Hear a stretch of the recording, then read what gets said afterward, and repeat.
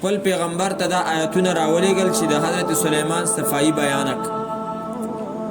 علماء کرامو د دې آیت د لاندې لیکلي دي چې د دې نه معلومیږي چې د خپل مسلمان ورور صفائی بیانول پکار دي چې په هغه باندې خلک تهمت لګوي، الزام پې لګوي. هغه الزام او هغه تهمت نه د هغه صفائی بیانول چې دی نو پکار دي او خلکو ته دا ویل پکار دي چې دا ستا کومه خبره ده، دا ته کومه خبره کې نو دا دروغ دي او اصل حقیقت داسې نه دی او د حقیقت نه بیا هغه خبرول پکار دي. او د یو مسلمان ورور چې کومه صفائی بیان شي په دې باندې خوشحالي پکار ده. نبی علیه صلات وسلام یو ورځ ډېر زیات خوشحاله و. حضرت عایشې ته تپوس وکړو ولې ویل خلکو د حضرت اسامه چې د زید رضی الله تعالی عنه زوی و په دې کې منافقینو شک کو چې دا د زوی نه دی. نو هغوی په یو ځای کې پلار او زوی دواړه وده او څادر یې په مخ په بدن باندې راچلی دی خو صرف د دواړو خپې ښکاري. نو هغه یو سړی په هغه ځای باندې تیر شو او هغه انتهایي هوښیار قیافه شناس اندامونو نه به یې سړی معلومه و. نو هغه وویل ان هذه الاقدام بعضها من بعض، دا قدمونه ځنې د ځنو نه دي. نو خلکو د هغې تایید وکړو چې یاره واقع دا اسامه د حضرت زید زوی دی او دا د بل چا زوی نه دی. نبی علیه السلام په دې باندې چې نو خوشحاله شو او چې کوم ځای کې په یو مسلمان ورور باندې تهمت لګي، یعنی داسې ځای ته هغه ځي چې هغه ځای د تهمت د لګېدو دی، ځای د تهمت دی. نو بل مسلمان چې په هغې باندې پوه شي نو پکار ده چې د هغه ځای نه د هغه حفاظت وکړي او هغه له تنبیه ورکړي، خبرداری ورله ورکړي چې هلکه دې ځای کې ته بدنامېږې، ستا بېعزتي کېږي، مه ځه دلته. او دغه وجه ده علماء کرامو خصوصا زمونږ د علماء دیوبند په علماو کې محمود الحسن دیوبندي رحمه الله تعالی د خپل استاد رشید احمد گنگوهی صاحب خواله تلی و. ماښام ناوخته ورسېدو، گنگوهی صاحب چې دی نو په کور کې دننه و ده ته او دروازه وټکوله. تپوس یې وکړو چې څوک یې د دننه وی چې محمود الحسن یم، دا خصوصي شاګرد پخپله معلم و. نو هغه ورته ویلې چې زه واپس شم، راومنوتو، ملاقات یې مو څه ونه کړو چې واپس شه. نو هغه بیا واپس شو خپلې علاقې ته د شپې هغه وخت کې خو ګاډي هم نه و.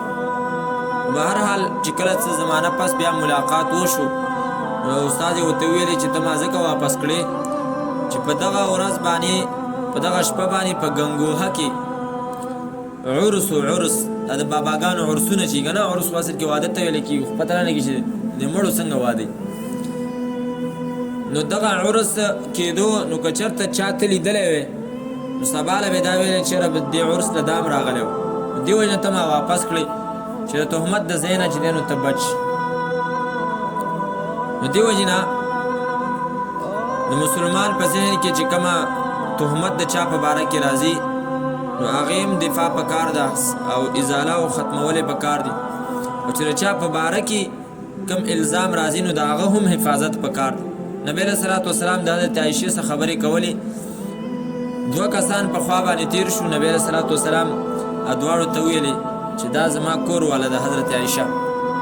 هغه ویل د الله پیغمبر ستا په باره کې موږ څه بدګماني وکړو؟ نبی علیه السلام وفرمایل چې نه، اصل کې شیطان د انسان په بدن کې داسې ځي او چلیږي لکه څرنګه چې وینه پکې چلیږي. نو هسې نه چې تاسو په ذهن کې دا خبرې راولي، د دې وجې نه مې ستاسو صفایي وکړه.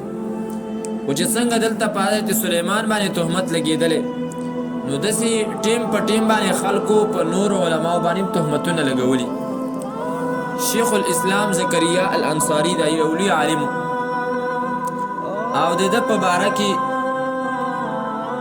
ځینې خلکو سازش جوړ کو چې د کوم ځای کې به عبادت کولو نو د شپې پټ د پټه لاړل او هلته یو سخی خښ کو، سخی د هغه د عبادت په ځای کې، او بیا یې د ده په باره کې بادشاه ته رپورټ وکړو چې دا د سخی عبادت کوي، تاسو د ده د عبادت خانه وګورئ.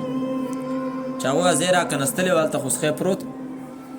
نو شیخ الاسلام صاحب هغو ته وویلې چې کوم کسان یې راوستل دایم گرفتار کو. نو دا هغه کسان راوسته هغو ته ویل چې الله ګواه کوي چې دا تاسو پخپله نه دی ایښي، دا خو تاسو پخپله کړی دی دا چل، نو څنګه د دې الزام او دا تهمت په ما باندې لګوئ. دغه رنګې امام احمد ابن حنبل چې هغه د څلورو امامانو نه یو لوی امام دی او هغه په خپله زمانه کې د یوې مسئلې د وجې نه چې هغه غلطه مسئله وه، خلکو کې مشهوره وه، انتهایی تکلیفونه برداشت کړي و، جیلونو ته تللی و او وال ټکېدل هغه چې دی نو برداشت کړي و.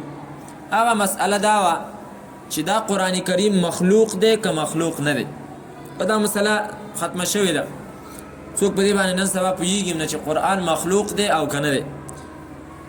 نو د عام امت رای دا ده چې قرآن د الله صفت دی، د الله صفت مخلوق نه وي، دا د الله تعالی صفت دی. مخلوق لکه عام انسانان چې الله پیدا کړي دا د الله صفت دی. که چېرته مخلوق شي نو بیا خو مطلب دا دی چې د الله صفت په هغې باندې داسې یو وخت راغلی دی چې هغه نه و، ځکه مخلوقات خو څه زمانه کې نه و. نو که د الله په باره کې موږ دا خبره وکړو چې دا قرآن د الله کلام او د الله صفت دی او دا مخلوق دی، نو بیا مطلب دا دی چې داسې یوه زمانه نعوذ بالله په الله راغلې وه چې د الله دغه صفات د الله دپاره نه و. دا خو غلطه خبره ده. نو امام احمد ابن حنبل صاحب ټول عمر د دې مسئلې پر رد کې سختې تکلیفونه برداشت کړ او بیا چې کله هغه وفات کېدو نو څه کسانو د هغه د بالښت د لاندې دا چټ ولیکو او کېښودو چېرې اوسه پورې خو ما دا خبره کوله چې قرآن کریم دا د الله کلام دی او دا مخلوق نه دی، خو زه اوس ویم چې دا مخلوق دی. نو ټول عمر هغه په یوې خبرې باندې چې تکلیفونه برداشت کړي او په آخره کې په هغه باندې دا الزام لګو. خو د هغه شاګردانو چې دا پاڼه یې ولیدل هغو ته پته ولېده دا د دشمنانو سازش دی، هغه یې وشلول. دغه رنګې علما کرامو د مجد الدین فیروز آبادي چې مشهور عالم دی او هغه یو لغتو کتاب هم لیکلی دی، فیروز اللغات په عربۍ کې، د هغه په باره کې دا چا لیکلي و چې د ده یو کتاب دی چې په هغې کې دا ویلي چې امام ابو حنیفه صاحب کافر دی. دروغ نه چا په هغه پسې دا کتاب لیکلی و. نو هغه بیا د دې رد وکړو چې یاره ما دا نه دي لیکلي، دا کار چا لیکلي په ما باندې تهمت لګولی. امام ابو حنیفه صاحب دا یو لوی شخصیت دی، امام المسلمین دی. زه څنګه د هغه په باره کې دا ویم او دا ویل